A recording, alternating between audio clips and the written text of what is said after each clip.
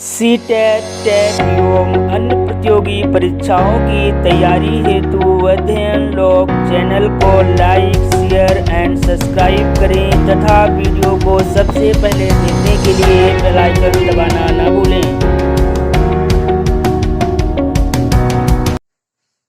अध्ययन लोक में आप सभी का हार्दिक स्वागत है। देखिए, आज मातृ दिवस है और इस मातृ दिवस की आप सभी को बहुत बहुत शुभकामनाएं। आइए आज हम लोग इस बाल मनोविज्ञान के अंतर्गत बाल्यावस्था में संवेगात्मक विकास के बारे में जानकारी हासिल करेंगे। देखिए, बाल्यावस्था मानव विकास की दूसरी महत्वपूर्ण अवस्था है और इसी अवस्था के अंतर्गत आज हम लोग संवेगात्मक विकास के बारे में जानेंगे। कल हम लोगों ने पिछले वीडियो में शैशवावस्था में संवेगात्मक विकास के बारे में जानकारी हासिल की थी। उसमें हम सब ने इस बात के बारे में जानकारी हासिल की थी कि शैशवावस्था में संवेगों में अनिश्चितता होती है, उसमें अस्पष्टता होती है। लेकिन जब बाल्यावस्था आती है तो बाल्यावस्था आते आते चूंकि एक बालक में सामाजिकता का विकास होना भी प्रारंभ हो जाता है, इस कारण से इस अवस्था में जो उसके संवेग होते हैं उसमें अधिक अस्पष्टता भी दिखाई पड़ने लगती है। देखिए, जीन पियाजे महोदय ने कहा है कि जो 4 से 7 वर्ष की अवस्था है बालक की और जिसे अंतः प्रज्ञा काल के नाम से भी जाना जाता है, अंतः प्रज्ञा काल, इसी काल में ही जीन पियाजे महोदय ने कहा कि एक बालक में सामाजिकता का विकास होने लगता है। सामाजिकता का विकास प्रारंभ हो जाता है और इसी कारण से चूंकि जब जीन पियाजे महोदय ने ऐसा बताया कि 4 से 7 वर्ष की आयु के बीच में ही बालक में सामाजिकता का प्रारंभ हो जाता है, इसलिए ही कोल व ब्रूस महोदय ने कोल तथा ब्रूस महोदय ने इस बाल्यावस्था को संवेगात्मक विकास का आदर्श काल कहा है। संवेगात्मक विकास का आदर्श काल।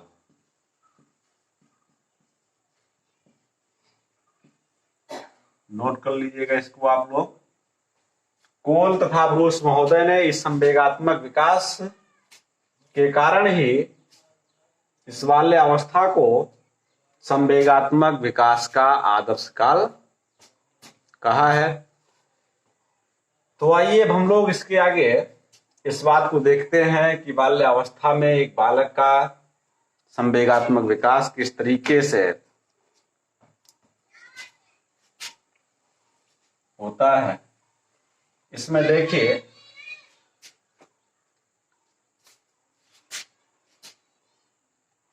क्रो एंड क्रो महोदय ने कहा है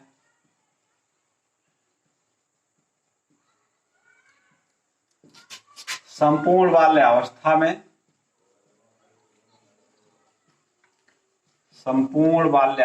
में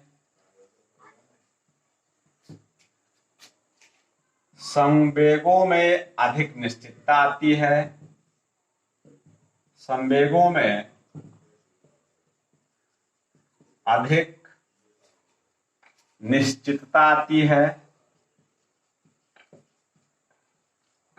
और देखिए, अब संवेगों के अधिक निश्चितता के आने से होता क्या है कि एक बालक का जो व्यवहार है तो अब वो उसके व्यवहार में भी बहुत सारे अमूलचूल परिवर्तन होते हैं और इस कारण से उसके व्यवहार में अस्थायित्व भी देखा जा सकता है। तो जैसा कि क्रो एंड क्रो महोदय ने कहा कि संपूर्ण बाल्य अवस्था में संवेगों में अधिक निश्चितता आती है। अगर हम लोग अब जब इस बिंदु के अकॉर्डिंग इस बाल्य अवस्था में संवेगात्मक विकास को देखें तो इसकी अपनी कुछ महत्वपूर्ण विशेषताएं भी निकल करके आती हैं। साथ ही साथ क्रो एंड क्रो महोदय ने ही कहा कि इसी अवस्था में ही जो संवेगात्मक विकास है बालकों के, उसमें लगातार परिवर्तन भी होता रहता है।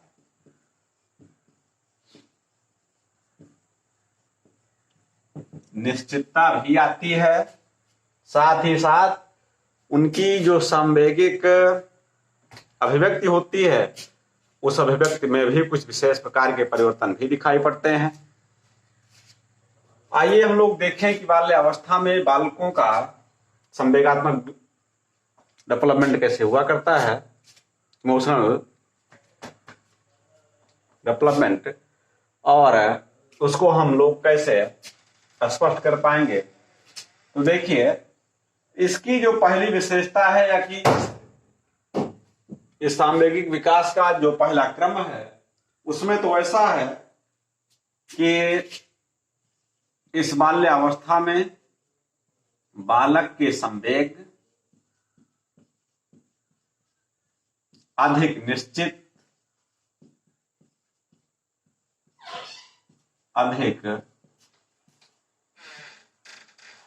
निश्चित एवं शक्तिशाली होते हैं।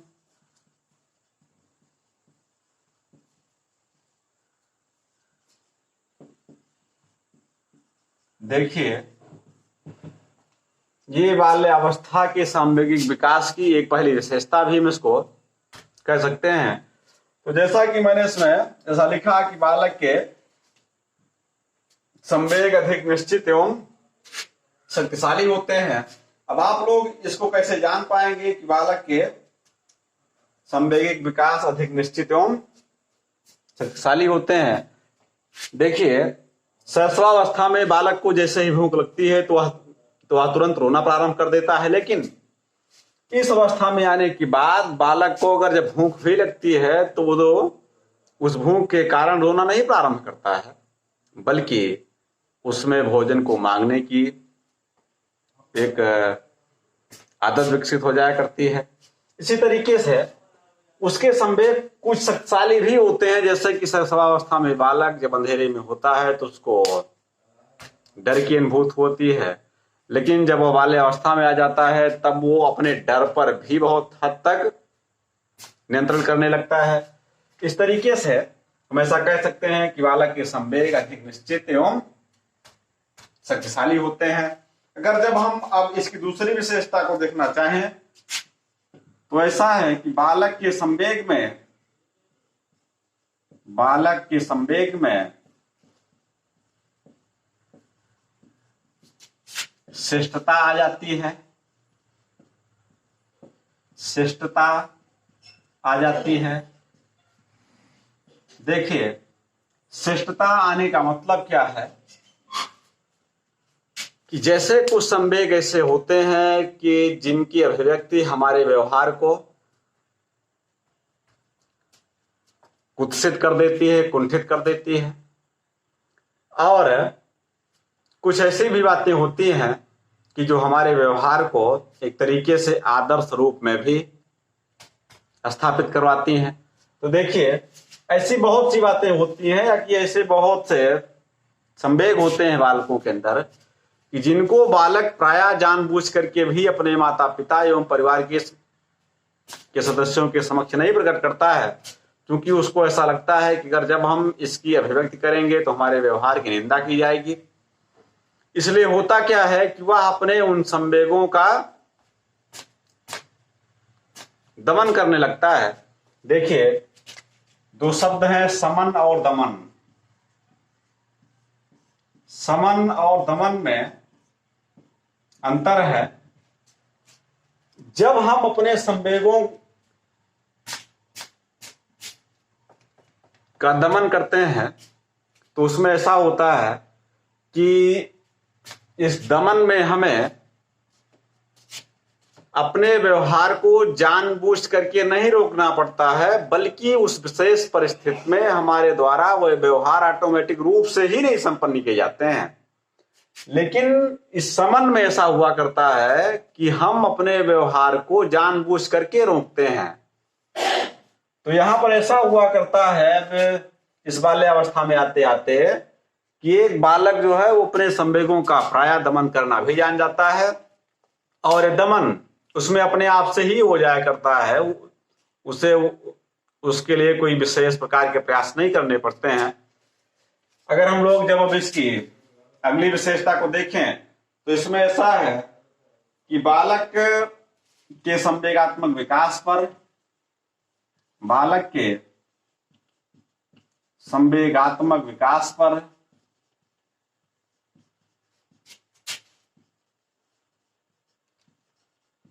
विद्यालय का प्रभाव पड़ता है। विद्यालय का प्रभाव पड़ता है।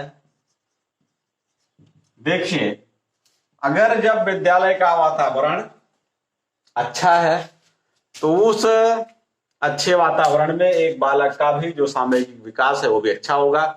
और यदि जब विद्यालय का वातावरण नीरस एवं कठोर है तो वहां पर एक बालक का जो सामूहिक विकास होगा, जो कि उसके व्यक्तित्व एवं उसके व्यवहार को भी अधिक निश्चित करता है, फिर वह ठीक ठाक ढंग से नहीं हो पाता है।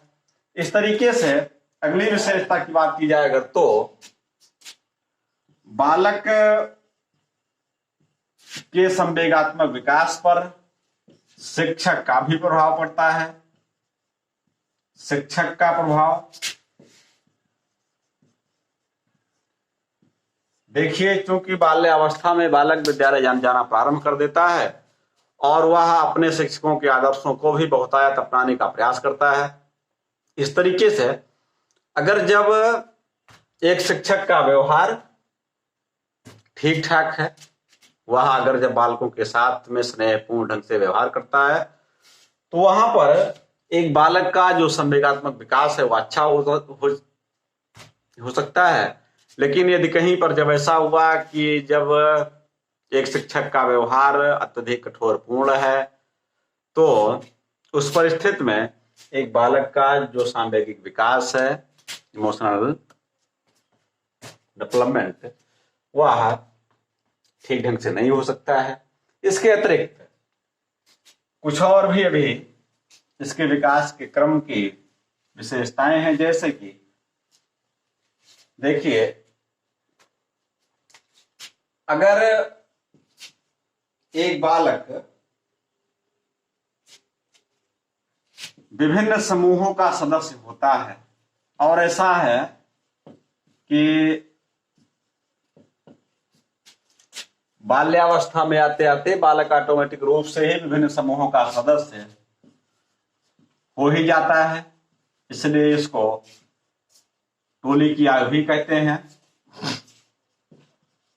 तो यहां पर ऐसा देखा जाता है कि अब वह उस समूह के साथ में प्रेम तो करता ही है, लेकिन प्रेम के साथ साथ उसमें ईर्ष्या और द्वेष की भावना भी पाई जाने लगती है। लेकिन वह ईर्ष्या द्वेष की भावना बहुत अधिक समय तक स्थिर नहीं होती है। उसकी उस ईर्ष्या एवं द्वेष में अस्थिरता देखी जाती है। तो देखिए, क्योंकि जब उसके समूह में कई प्रकार के लोग होते हैं, कई प्रकार के उसमें जब बच्चे होते हैं, तो क्योंकि जो है प्रत्येक बच्चे का व्यवहार अलग अलग हुआ करता है, इस कारण से उसमें कुछ अवांछनीय जो संवेग होते हैं उसका भी प्रभाव उस पर देखा जा सकता है। और फिर उस अवांछनीय संवेगों के प्रभाव में लेकिन अस्थिरता पाई जाती है, वह सदैव के लिए स्थिर नहीं पाए जाते हैं। इस तरीके से एलिस क्रो महोदय ने कहा, एलिस क्रो महोदय ने, कि इस संपूर्ण बाल्यावस्था में बालक सामान्य रूप से प्रसन्न रहता है। बालक सामान्य रूप से प्रसन्न रहता है।